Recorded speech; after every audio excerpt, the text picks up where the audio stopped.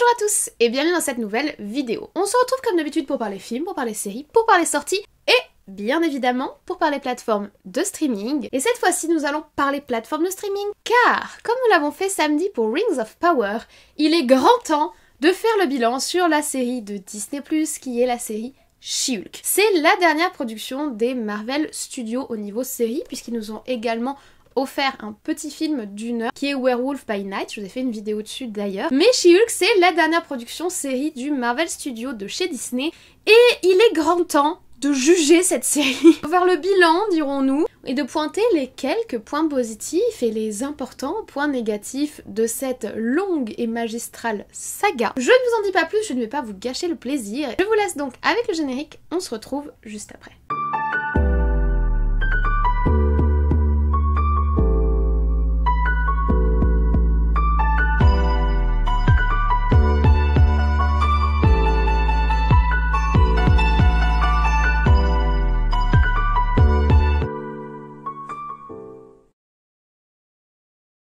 Alors, avant toute chose, la première chose à savoir pour pouvoir juger correctement l'accusé She-Hulk, c'est que cette vidéo contiendra des spoilers. J'ai pesé le pour et le contre, mais je pense que de toute façon, si vous n'avez pas vu la série et que vous n'êtes pas convaincu de vouloir vraiment la voir, vous n'allez pas y perdre grand chose. Et qu'ensuite, pour vraiment juger l'essence même du mal qui réside dans cette série, il faut en pointer tous les détails jusqu'au spoil du dernier épisode. Si vous voulez des avis sans spoiler, je vous ai fait des avis rapides tout le long de la série, de l'épisode 1 à l'épisode 9, que vous retrouverez sur ma chaîne, donc n'hésitez pas à aller voir les avis rapides qui eux sont sans spoiler, donc cette vidéo sera exceptionnellement avec spoiler. She-Hulk, c'est donc le dernier ajout à la phase 4 du MCU. En mai dernier, pour la sortie de Doctor Strange 2, je vous avais fait une vidéo récapitulative sur cette fameuse phase 4. Je vous avais d'ailleurs également fait une vidéo sur les phases 1, 2 et 3 qui forment la Infinity Saga. Mais la phase 4, c'est un petit peu la phase actuelle du MCU qui est une phase de renouveau parce qu'on a fini un premier arc, parce qu'ils introduisent énormément de nouveaux personnages et parce qu'ils changent un petit peu le ton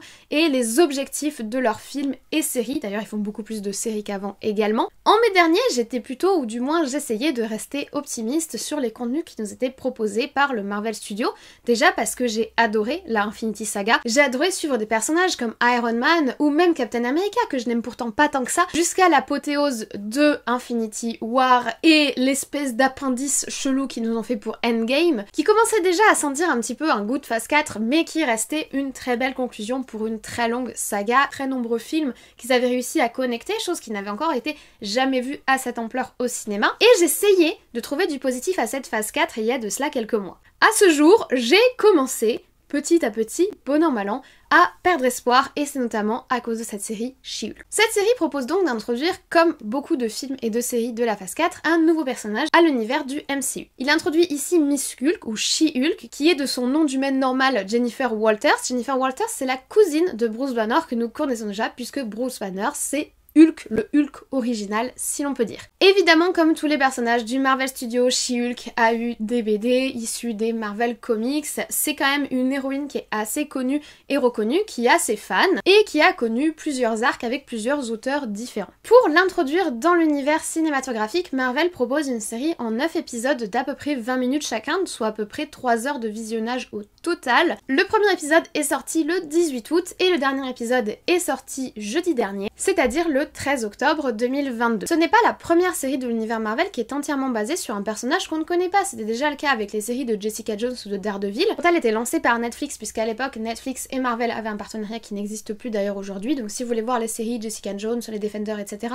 aujourd'hui c'est sur Disney+. C'est pas la première héroïne qui est lancée. Et même dans cette phase 4, Moon Knight était un héros qu'on ne connaissait pas et qu'on a entièrement rencontré via sa série. Mais par contre c'est le premier personnage qui a droit à ce traitement très particulier qu'ils ont proposé de lui faire dans la série. Si je devais vous présenter le synopsis de la série, ce serait déjà honnêtement très compliqué. J'avais déjà essayé de le faire dans la première vidéo que j'avais fait pour le lancement de She-Hulk. Je vous encourage à aller voir la vidéo si vous voulez voir un petit peu dans quel état d'esprit j'étais avant de voir les 9 épisodes. En gros, on va suivre une jeune avocate qui a tout pour réussir et qui n'a absolument pas envie de devenir une héroïne, mais qui se retrouve du jour au lendemain confrontée à cette nouvelle apparence, à cet alter ego surpuissant qu'est She-Hulk, et qui va devoir y faire face, sachant que elle veut continuer à exercer son métier et avoir une vie normale.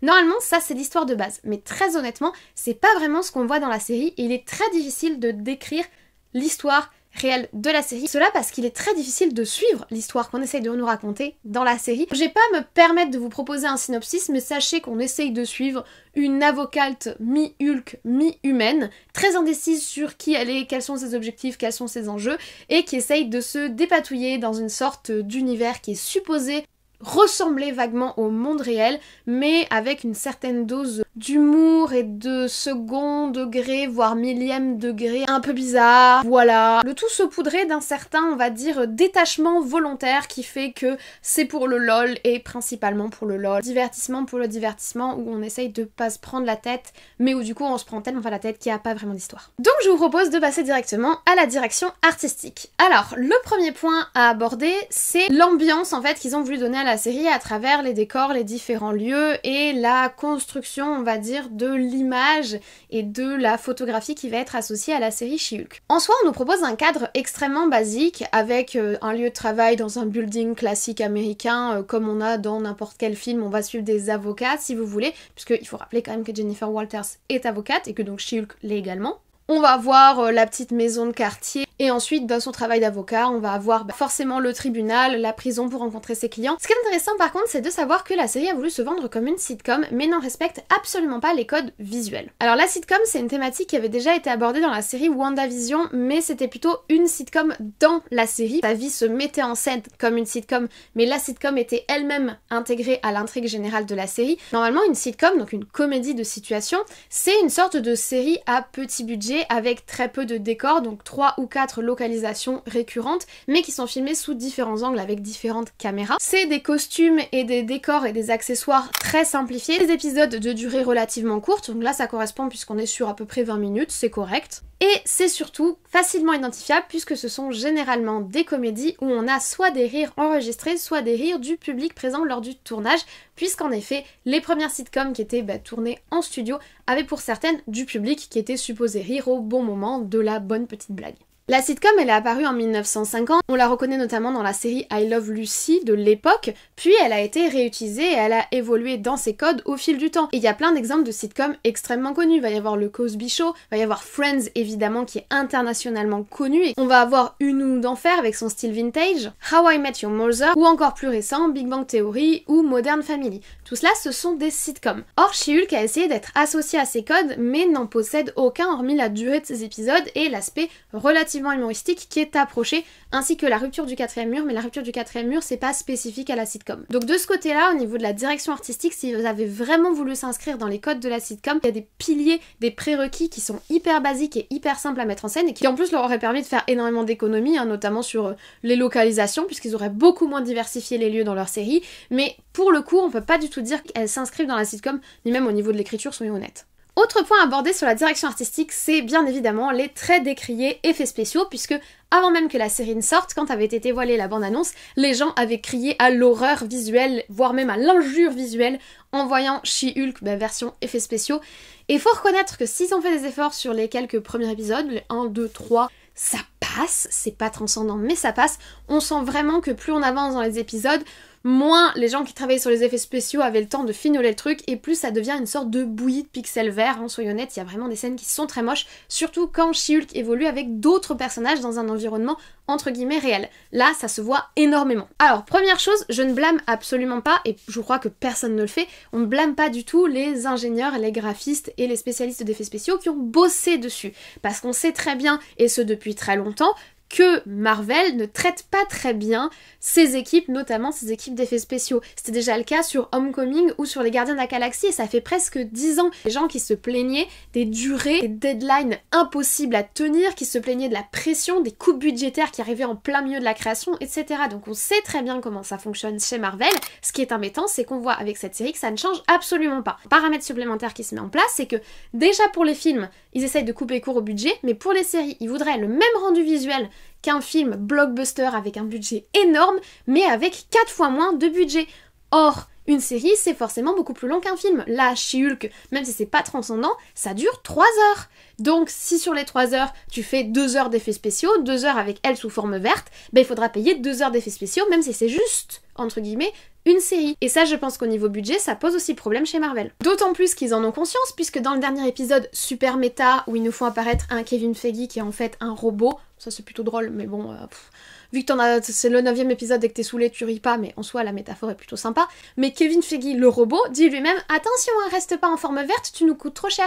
Donc ça veut dire que les mecs ont eux-mêmes conscience qu'il y a un problème dans leur système, mais qu'ils font une petite blague méprisante dessus, et que ça a pas l'air de particulièrement les intéresser. Reste que le résultat sur les effets spéciaux est quand même assez déplaisant à l'œil. Il y a de très nombreuses scènes qui sont quand même pas très belles. On sent vraiment qu'il y a un gap entre les effets spéciaux des films et les effets spéciaux des séries. Je parle même pas de la forme de l'abomination qu'on voit toujours globalement assez de loin et il faut pas regarder de trop près. Hulk, ça va parce qu'à mon avis, Hulk, ils ont utilisé la forme qu'ils lui ont fait pour les films, mais le vaisseau dans le premier épisode, il est déjà problématique. Et ensuite, tous les autres qu'on fait apparaître, l'espèce de fée métamorphe, le Minotaure, le gars mutant qui fait des éclairs avec son épée, là, qui ressemble à D'Artagnan, tous ces gens-là, leurs effets spéciaux, dès qu'ils apparaissent à l'écran, bah c'est quand même assez désagréable à regarder. Et c'est dommage pour une série qui se base entièrement sur une héroïne qui est numérique. Ça fait de la peine à voir. Et honnêtement, si c'était le seul problème, je pense qu'on pourrait passer, mais vu que ça se cumule avec plein d'autres soucis, bah ça s'ajoute à la problématique de la série. Maintenant, au-delà des effets spéciaux, les costumes, bon...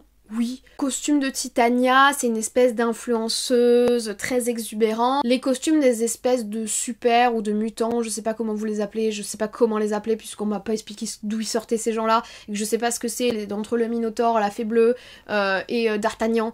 Voilà, les costumes sont quand même super clichés, on dirait beaucoup des choses un peu grotesques, un petit peu qui se veulent humoristiques, mais bon. Le nouveau costume de Daredevil, ils ont fait un choix, surtout au niveau des couleurs, là ils ont fait une association entre le rouge et le moutarde.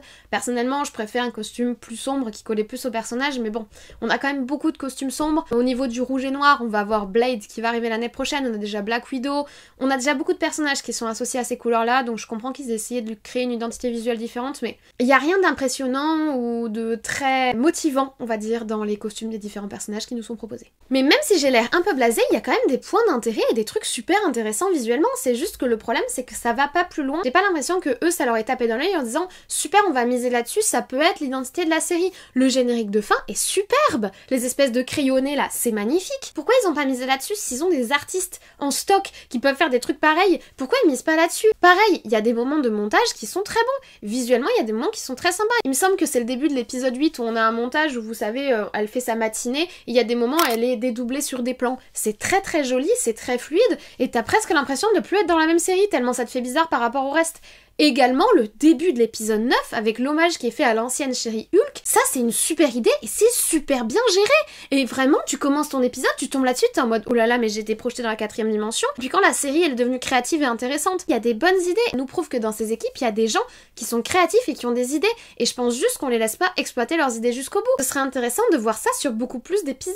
C'est par exemple ce qu'ils ont laissé faire pour l'épisode de Werewolf by Night, qui est entièrement noir et blanc, et c'est super intéressant. Essayez de tenter des trucs. Et ça va être le cas également par exemple pour le 4e mur. En soi, exploser le 4e mur, c'est toujours intéressant. She-Hulk, elle le fait ici, mais le problème c'est que c'est complètement sous-dosé pendant toute la série, et ensuite à l'épisode 9, là, ils explosent tout, et ils partent d'un tout autre concept, où là, c'est plus un explosage du 4e mur, c'est la 4e dimension. Très mal dosé en fait, il y a des bonnes idées, mais elles sont très mal dosées, elles sont généralement sous-dosées, et des fois, bah, ils renversent complètement le pot en entier, et là, t'en as trop d'un coup. Tu sens vraiment qu'il y a un déséquilibre au niveau de l'écriture, et c'est d'ailleurs pour ça que ma prochaine partie, après la direction artistique, ça va être l'écriture de la série. Alors, au niveau de l'écriture, je vais être honnête avec vous, pour moi, il y a absolument rien qui va dans l'écriture de cette série. Et pourtant, vous savez que si vous avez suivi mes avis rapides, au début, j'ai vraiment été tolérante, je me suis dit c'est le début, peut-être que ça va démarrer, peut-être qu'ils essayent de tenter un concept, etc. Au début, j'ai vraiment été tolérante avec la série, mais honnêtement, après avoir vu ces 9 épisodes, je suis vraiment pas contente. Je vais rester calme, mais je suis pas contente du tout, surtout de l'écriture, parce qu'on peut pardonner la forme, mais on peut pas pardonner le fond. Alors tout d'abord au niveau de l'écriture des personnages. Avant toute chose, je pense vraiment que les acteurs font de leur mieux.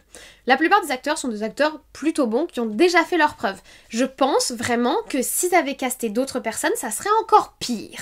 Et je pense qu'ils font de leur mieux avec le peu qu'on leur a donné. Je pense que c'est des gens qui ont déjà travaillé avec de bons réals et de bons scénaristes et qui savent qu'ils font des scènes toutes pourries. Mais bon, le ridicule ne tue pas, et en soi ils ont réussi à intégrer le MCU, ce qui est plutôt une réussite et une forme de succès pour un acteur ou une actrice. Soyons honnêtes, les personnages sont extrêmement mal écrits, parce qu'ils sont pas écrit, pour commencer, ou du moins pas assez. Je pense que les descriptifs de personnages, c'est 3 lignes sur une feuille, et ensuite, bah t'as des dialogues à balancer et t'improvises. Par exemple, Titania, je pense qu'ils lui ont pas construit un background, des émotions, je pense qu'ils lui ont pas construit un passé, quelque chose qui pourrait nourrir l'interprétation de l'actrice, et quelque chose qui pourrait nourrir ensuite le scénario, qui font apparaître le personnage en fonction de ce qu'elle va dire, etc. Ces personnages, il faut que tu les penses comme des humains. Les humains, ils ont un passif, ils viennent avec leur bagage. Si ton personnage t'écrit juste exubérance et superficielle, ben forcément ça va faire n'importe quoi. Parce que exubérante et superficielle, c'est une description de Pokémon, c'est pas la description d'un être humain. Donc forcément, bah du coup ton truc ça va finir en Pokémon. C'est ce qui arrive à Titania. En soi, l'actrice, j'ai l'impression qu'elle s'investit énormément dans le rôle.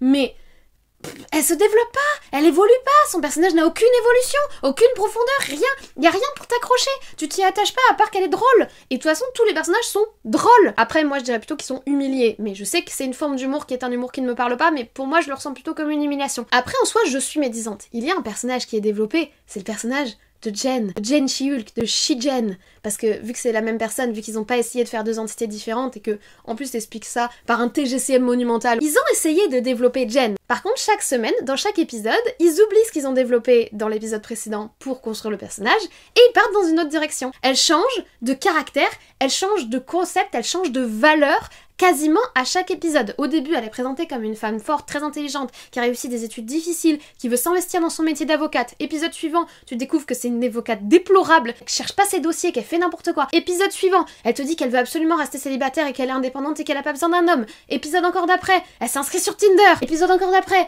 elle va au mariage de sa copine, elle dit vas-y, je fais YOLO, machin. Et en fait non, elle est triste. Bref, son caractère n'a aucune cohérence, n'a aucune matérialité. Elle change d'avis comme de chemise tout simplement parce que ce personnage n'existe pas, ils ont même pas pris la peine de le créer, ils font un petit peu au petit bonheur la chance en fonction de la météo du matin. Ça ne va pas, c'est pas possible. Et alors sans parler du nombre incalculable de personnages qui n'existent juste pas. Ils sont là, on les voit à l'image, mais ils n'existent pas. Moi j'ai même pas retenu leur nom. Il y a le collègue de travail, sa meilleure amie. Sa meilleure amie, qu'est-ce qu'on sait d'elle? Elle aime les fringues et elle est sur les réseaux sociaux. C'est quand même censé être sa secrétaire à un bureau juridique extrêmement prestigieux. Faut résoudre une affaire, elle fait du namasté à l'aide. De plus que Jen Walters, puisque Jen Walters elle résout aucune affaire. Hein, donc. Son patron, qui est le seul personnage à peu près normal, puisque c'est le seul à faire des têtes en mode mon dieu, mais qu'est-ce qui se passe dans la série? Pareil, il est pas du tout développé. Bref, personne n'a de profondeur, personne ne joue ce rôle, personne n'a de rôle. Ils sont là, ils évoluent dans un espèce de marécage confus. Tout est confus. Tout est confus tout le temps au niveau des personnages, et pas que au niveau des personnages. Il y a une sorte de personnage dont je vous ai pas parlé. Les caméos, parce qu'il y a beaucoup de caméos, parce que vous comprenez, quand on sait très bien que le personnage qu'on va introduire ne sert à rien et que personne va s'y intéresser, on essaie d'en apporter d'autres qui vont créer la hype artificiellement. On nous met déjà Abomination, c'est cool de le revoir, c'est dommage de le revoir comme ça. On nous met ensuite Wong. Wong, c'est vraiment la carte Joker de tout le MCU. J'ai l'impression que c'est le mec, quand tu peux pas avoir un caméo, t'as Wong. Ça doit être le moins cher de tous, j'en sais rien. En tout cas, lui aussi, il se fait humilier, mais il est drôle, voyez-vous. Et ensuite, il y a Daredevil. Je pense qu'ils ont rapidement compris que Daredevil, c'est le seul intérêt qui allait maintenir les fans, puisque Daredevil est extrêmement apprécié, de par sa série Netflix, dont on a très peur de voir le reboot. Mais Daredevil est extrêmement apprécié par les fans dans l'univers du Marvel Cinematic Universe. Ils savaient très bien que les fans allaient vouloir voir Daredevil, et surtout voir ce qu'ils en avaient fait. Ils te le balancent en toute fin de série, mais ils te le disent quand même quelques épisodes avant. Bon. C'est le moins pire de tous les personnages, même si honnêtement c'est clairement pas à la hauteur du Daredevil qu'on a connu, c'est le moins pire. Disons que c'est le seul personnage où tu sens qu'il y a eu une écriture derrière. Tu sens que l'acteur il sait qui il est, il sait qui il incarne. Il sait qu'il incarne pas parce que l'équipe de cette série l'a écrit, il sait qu'il incarne parce que l'équipe de la série Netflix l'a écrit il y a plus de 10 ans. C'est le seul personnage qui sait un petit peu qui il est. Pour les autres, c'est la natation synchronisée, hein. Tu évolues dans le brouillard et tu fais ce que tu peux. Les intrigues! Je dis pas l'intrigue, parce qu'il n'y a pas d'intrigue principale, il y a des intrigues. Chaque épisode est une tranche de vie. Dans les mangas, il y a un genre de manga qui s'appelle tranche de vie, où en fait on suit juste les péripéties de la vie de quelqu'un, et chaque tome, voire chaque arc, va être une péripétie principale qu'il va résoudre, qui est une péripétie un petit peu quotidienne. Je pense vraiment que si She-Hulk était un manga, ce serait un manga tranche de vie pseudo-humoristique. Mais c'est des tranches de vie ultra stéréotypées, pseudo-truc féminin. Je sais pas si je suis claire.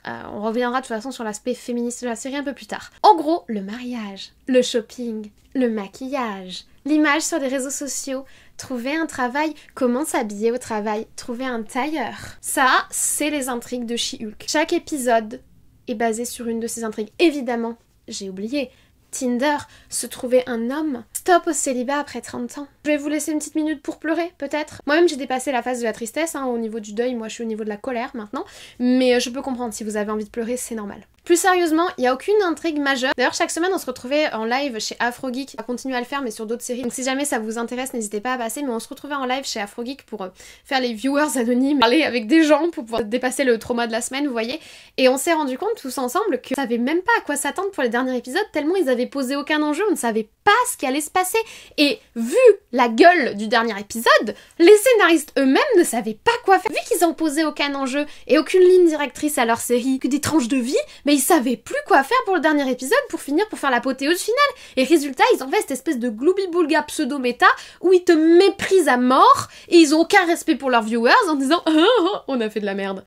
Voilà. L'intrigue finale, c'est littéralement « ha ha ha, les scénaristes, ils ont fait n'importe quoi, du coup on sait pas comment conclure, du coup on conclut pas. Et ouais, 4e mur. Vous vous rendez compte du niveau qu'on a atteint. Ils ont tellement posé aucune base, aucun caractère, aucune intrigue, aucun réel méchant, rien. Et pourtant, il y a du potentiel. En soi, ils abordent des thèmes comme le revenge porn. Ils abordent des thèmes comme détruire la vie d'une personne importante, d'une personnalité publique via les réseaux sociaux. Ils abordent des trucs comme les espèces de complots en ligne des tweetos démoniaques. Bon, ça, c'est un petit peu stéréotypé. Il aurait fallu affiner le truc, mais il y a de l'idée.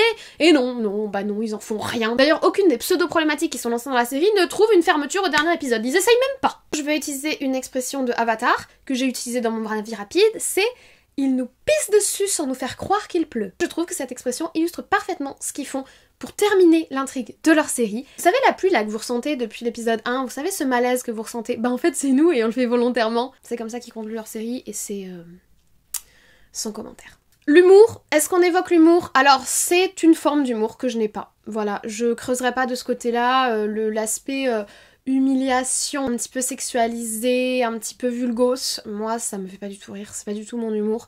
Il y a peut-être certaines personnes que ça fait rire. C'est pas un jugement de valeur que j'aimais vers votre humour, on a tous des formes d'humour différents. Moi j'aime l'humour noir par exemple, mais je sais que ça plaît pas à plein de gens. Le côté vulgose dégradant, moi ça me... Les incohérences. Parlons des incohérences. Même sur du rien, ils arrivent à faire des incohérences. C'est juste incroyable, c'est de l'héroïsme. Cette femme a-t-elle des diplômes? Genre vraiment, elle est autorisée à être avocate? C'était supposé être une série portée par une femme forte qui ne veut pas devenir une héroïne parce qu'elle a déjà une vie construite qui lui a demandé d'énormes sacrifices pour devenir avocate et que c'est le métier qu'elle veut faire. C'est une très mauvaise avocate! Elle est censée être la chef de son département. Et tous les autres sont meilleurs qu'elle qui est censée être la chef. C'est terrible. Première incohérence. Mais celle-là, c'est une incohérence gentille, parce que c'est juste, on peut en conclure qu'elle est incompétente. L'incohérence de l'attitude de Jen, que je vous ai expliqué dans le développement de personnage, là encore, on peut en conclure que peut-être qu'elle est indécise, elle est dans un moment de transition de sa vie, on ne sait pas. Le fait qu'une femme se transforme en monstre vert géant et qu'elle ait aucun paparazzi, aucune personne qui la reconnaisse dans la rue, aucune personne qui lui demande des photos, rien. C'est normal ça. Par contre, si, après l'épisode 8, là il y a des paparazzi qui la harcèlent devant chez elle. Ils se sont réveillés, ils ont réalisé que c'était elle. C'est absurde, ça n'a aucun sens. Le fait qu'il y ait des mutants super partout, c'est absurde, ça n'a aucun sens. Le fait que Wong fasse libérer des mecs de prison, YOLO, mais ramenez-moi les accords de Sokovie, mais bougez-vous. Mais d'ailleurs ça aurait dû être le sujet de la série, je vous en ai pas parlé, mais si vous avez besoin vraiment d'une intrigue et si vous avez besoin d'un enjeu, les accords de Sokovie, qui sont tout le débat intelligent et intéressant de Civil War. Faut-il réguler les super-héros et faut-il leur mettre un cadre légal? Et ben quand tu regardes ta série, oui, il faut mettre un cadre légal, ils font n'importe quoi. Et en plus ils popent de partout, il y a des mutants partout maintenant, c'est n'importe quoi. Et en plus ils font n'importe quoi. Des crimes complètement impunis. Il y a quand même des mecs qui l'agressent dans la rue, elle porte pas plainte. Il y a quand même un mec qui lui vole du sang, elle porte pas plainte. Il y a quand même un mec qui abuse de sa confiance pour avoir une relation sexuelle plus ou moins consentie avec elle, mais qui en profite pour le coup pour lui voler du sang. C'est pas du tout chelou. Il diffuse une vidéo d'elle ayant un rapport sexuel. Je crois que c'est quelque chose qui s'apparente à ce qu'on pourrait appeler du revenge porn. YOLO? Je sais pas. YOLO. Il y a un tailleur secret qui taille pour les super-héros. Il est dans un sous-sol tellement il est secret. Et il va à un procès et il divulgue devant un procès public, avec du public et devant la loi. Tu vois, les gens qui représentent la loi, son travail secret. D'ailleurs, au passage, l'identité de Daredevil, qu'il essaye depuis le début, l'identité secrète, qu'il garde de saison en saison, il essaye désespérément de la garder, c'est ce grand secret. Et là, elle est menacée d'être divulguée en 2 épisodes, quasiment 5 fois. L'histoire de l'inhibiteur, je sais même pas si on en parle, parce qu'au début, ils peuvent en faire, mais il lui dit « Ah non, je peux plus en faire ». Bruce lui dit « Ah non, je peux plus faire des inhibiteurs », parce que lui, il en a eu un, il en a plus. Et après, ils en font un pour l'abomination domination, mais elle peut pas en avoir. Puis finalement, à la fin, elle peut en avoir, puisqu'ils lui en font porter un. Enfin bref, l'histoire de l'inhibiteur, j'ai encore rien compris. Par contre, dans les incohérences, je caserais pas le fils de Hulk, là, Sakaar. Enfin si, au niveau incohérent, je caserais le fait que pourquoi il ressemble à Jackie Tuning, mais sinon, c'est pas une incohérence, c'est juste le cheveu sur la soupe qui achève la cerise, quoi. Je crois que le pompon sur la Garonne de l'incohérence, c'est clairement la fin. Moi, j'avais pensé au multivers, j'avais pensé au Skrull. Moi, j'essaye de créer de la cohérence dans mon monde, parce que moi, le chaos, ça m'angoisse. Et là, c'était le chaos, du coup, je me suis dit peut-être que c'est un multivers, peut-être que c'est un univers parallèle, peut-être que tous ces personnages sont des Skrulls et que c'est pour ça que tout ce qui se passe est absurde. Écoutez, on sait qu'on a fait n'importe quoi, mais de toute façon, le mec qui dirige notre entreprise est un robot, qui ressemble d'ailleurs de façon très suspicieuse au robot qui conduit le vaisseau de Wall-E, c'est douteux. Mais voilà, le mec qui dirige notre entreprise est un robot, pour écrire des scénarios, on colle des post-it, enfin... Et on va finir avec le message de la série. Alors, beaucoup de personnes ont vendu cette série comme une série féministe, et d'ailleurs, il a été renvoyé à beaucoup de personnes, moi y compris, que si on n'aimait pas la série, c'est qu'on était misogyne. J'avoue que ça m'a posé beaucoup de questions, parce que pour moi, cette série ne parle absolument pas de féminisme ou de femmes fortes au-delà du féminisme. Cette série ne valorise ni les femmes ni les hommes d'ailleurs. Tous les personnages se font humilier et tous les personnages sont écrits que par des stéréotypes.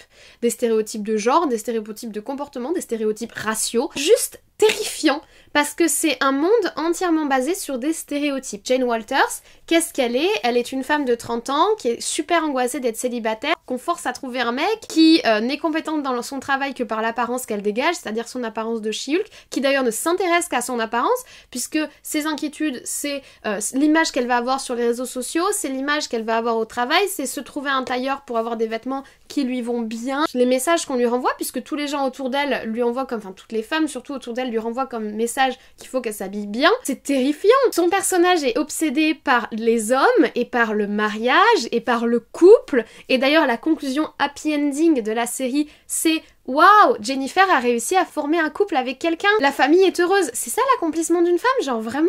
Tous les hommes sont des relous étranges ou alors des imbéciles finis. Soit c'est des mecs super bizarres, soit c'est des mecs super relous, soit c'est des gros débiles. C'est d'une tristesse. Et de toute façon, c'est pareil pour les femmes. La seule qui pourrait s'en sortir à peu près, c'est sa collègue avocate, dont j'ai pas retenu le nom parce que j'ai réussi à retenir le nom de quasiment aucun personnage. C'est sa collègue avocate, et résultat, c'est un personnage quasiment qui se fait bâcher parce qu'elle est trop sérieuse. Et parce qu'elle est pas dans le LOL. Cette série n'est pas féministe, elle est rien du tout. Elle ne promeut rien ni personne. Cette série humilie tous les personnages, toutes les personnes et tous les individus qui apparaissent à l'écran dans ces épisodes. Tout le monde est rabaissé, tout le monde est humilié, tout le monde est stéréotypé, tout est nul. C'est le niveau zéro de l'intelligence et de la nuance et de l'écriture. C'est vraiment touche le fond et creuse encore. Et non, ça n'a rien de féministe, ça n'a rien de féminin, ni d'égalitariste, ni de masculiniste. C'est juste... tout est nul et mal écrit, tout le monde en prend pour son grade. Il n'y a pas un seul personnage qui est valorisé ou valorisant et auquel tu as envie de t'identifier. Pas un seul. Et c'est là qu'on en arrive à mon dernier point. Cette série est d'un mépris absolu. C'est du mépris. Le dernier épisode, c'est du mépris. C'est des gens qui ont du budget pour faire une série aussi nulle, alors qu'il y a des centaines de créateurs là dehors qui ont des idées et qui seraient d'excellents showrunners, qui seraient d'excellents scénaristes, qui seraient d'excellents réalisateurs si on leur laissait leur chance. Mais on a ces gens-là qui soit ne font pas l'effort de faire quelque chose, soit n'ont pas le talent pour, ou n'ont pas travaillé pour, qui sont là et qui disent « Ha ha ha, vous avez regardé jusqu'au bout et nous on sait très bien qu'on a fait de la merde, mais vous avez regardé de la merde. Et de toute façon, vu que c'est Marvel, ben les viewers de Marvel, ils regardent de la merde. » C'est d'un mépris, c'est juste affligeant et moi ça m'inquiète pour l'avenir de la licence Marvel parce que comme je vous l'ai dit au début, c'est un univers que j'apprécie, que je suis prête à défendre quand il fait des choses bien, parce qu'il y a des gens qui partent du principe que parce qu'il y a écrit Marvel Studios sur quelque chose, c'est nul, et ça c'est pas non plus un comportement intelligent à avoir. C'est pas parce qu'il y a écrit Marvel ou Disney ou Netflix sur quelque chose que ce sera forcément nul. Tu le regardes, tu mets de côté le fait que tu saches que c'est du Marvel ou du Disney ou du Netflix, tu regardes si c'est bien, si c'est pas bien, c'est pas bien. J'aime Marvel et je suis capable de vous dire que She-Hulk, c'est le niveau zéro de l'intelligence. J'ai envie de défendre cette licence qui se fait bombarder de partout, des fois complètement sans raison. Sauf que là, ils tirent contre leur camp. Je comprends pas, marketingment parlant, commercialement parlant, comment ça peut être pertinent, comment ça peut être validé.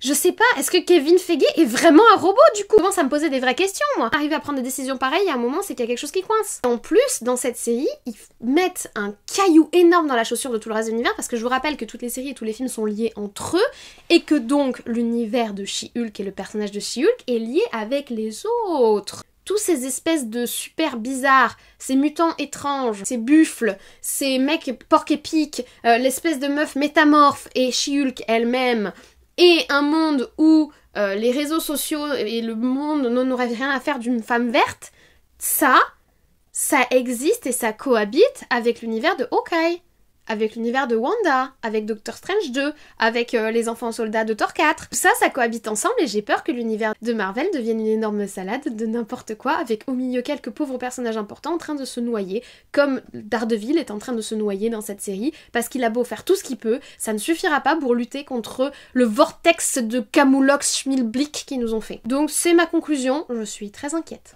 D'autant plus que l'épisode 9 nous montre qu'ils ont conscience de faire de la merde et qu'ils le font quand même. Ça c'est le summum, petit 1 du mépris envers les femmes, et petit 2 de l'inquiétude, mais où est-ce qu'ils vont et quel est leur objectif? Est-ce qu'ils veulent couler le navire? Voilà, je vous remercie d'avoir suivi cette vidéo jusqu'au bout. J'ai conscience que c'était très long, mais il y avait beaucoup de choses à dire sur She-Hulk, pas vraiment sur la série en elle-même, mais plus ce qu'elle représente et toute la réflexion qu'elle peut porter sur l'objectif, la volonté, l'envie, la créativité. Un film ou une série, c'est des centaines de personnes qui travaillent dessus. Nous, on va retenir le réalisateur, on va retenir le groupe de scénaristes, voilà. Mais derrière, il y a des preneurs de son, des gens qui gèrent l'image, des gens qui gèrent le montage, qui gèrent la musique, qui s'occupent des costumes, qui s'occupent des décors.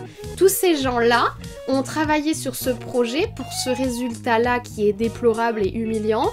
Et alors eux n'y sont pour rien, mais ça veut dire que quelque part, à la tête de tout ça, il y a des gens, ou des gens qui ont été validés dans cette volonté-là, et moi je trouve ça hyper perturbant et illogique en fait. Je pense qu'il est très largement reconnu que la série est très mauvaise, et que je pense que cette série va un étalonnage de niveau. On dira, ah, sur un niveau entre She-Hulk et Game of Thrones, tu la situes où ta série? Ça veut dire She-Hulk c'est le niveau 0. Perturbant pour un studio qui a autant de moyens, et qui a pas droit à l'erreur vu comment il est critiqué. Bref, je continue à blablater, donc je ne vais pas en dire plus. N'hésitez pas à me mettre en commentaire si vous avez aimé la série, vous avez le droit de pas du tout penser la même chose que moi. N'hésitez pas à développer votre propos si vous avez aimé la série, parce que j'aimerais vraiment savoir ce que vous avez apprécié dans la série. Si vous avez aimé cette vidéo, n'hésitez pas à mettre un petit like, comme vous le savez, ça fait toujours très plaisir. Et si vous n'êtes pas encore abonné, ça se passe juste en dessous, c'est gratuit, et n'hésitez pas à activer la cloche si jamais vous voulez suivre notamment les vidéos, les posts, mais également les avis rapides sous forme de petits shorts, parce que les shorts n'apparaissent pas dans le fil abonnement, surtout de l'application si vous utilisez l'application YouTube. Donc la cloche est faite pour vous. Je ne vous embête pas plus, je vous souhaite dès à présent une très bonne journée, une très bonne semaine, de très bons visionnages. Personnellement, je ne recommande pas She-Hulk, et on se dit à très vite.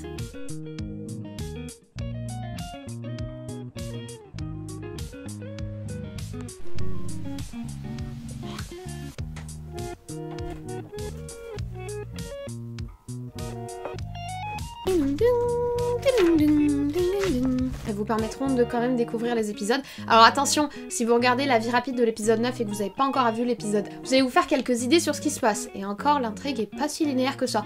Mais bon, en tout cas, je vous ai fait des avis rapides pour chaque épisode sans spoiler, donc cette vidéo. En mai dernier, pour la sorite... Mais j'ai l'impression que le seul critère descriptif de chaque personnage, c'est « sois drôle, mon ami ». Bah non, ça marche pas en fait. Prendre son client qui est déjà en tôle. Ouais, ça c'est une très bonne idée, bravo, je te félicite. Même pas, ils essayent. J'ai plein d'expressions vulgaires pour expliquer ça. Rien, le vide, rien. Aucun personnage qui t'intéresse, tu les connais même pas. D'une fois sur l'autre, t'oublies qui c'est. À part Jane, parce qu'elle est verte. Comme elle est verte, tu la reconnais par rapport aux autres.